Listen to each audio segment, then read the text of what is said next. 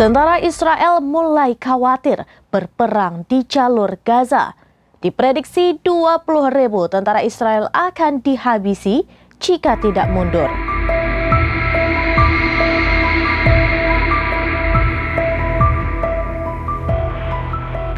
Militer Israel mulai khawatir berperang di jalur Gaza. Dilaporkan lembaga afiliasi militer Israel juga memprediksi pasukannya akan mengalami kekalahan telak. Terdapat 20.000 tentara diperkirakan akan lumpuh jika melanjutkan perang. Dilansir dari Press Today, hal itu diungkapkan oleh Pusat Rehabilitasi Angkatan Bersenjata Israel pada Rabu 14 Februari 2024. Pasalnya, seiring dengan masuknya perang Gaza di bulan kelima, 20.000 tentara akan terluka. Puluhan ribu tentara itu pun akan menjadi pasien di pusat rehabilitasi.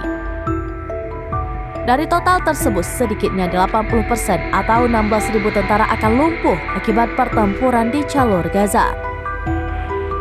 Kementerian Perang rezim Zionis pun mengatakan hal senada.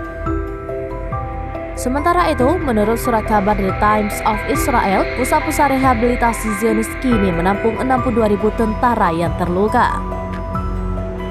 Yang mana sebagian besar dari angka tersebut dilaporkan mengalami luka fisik dan sebagian lainnya mengalami gangguan jiwa.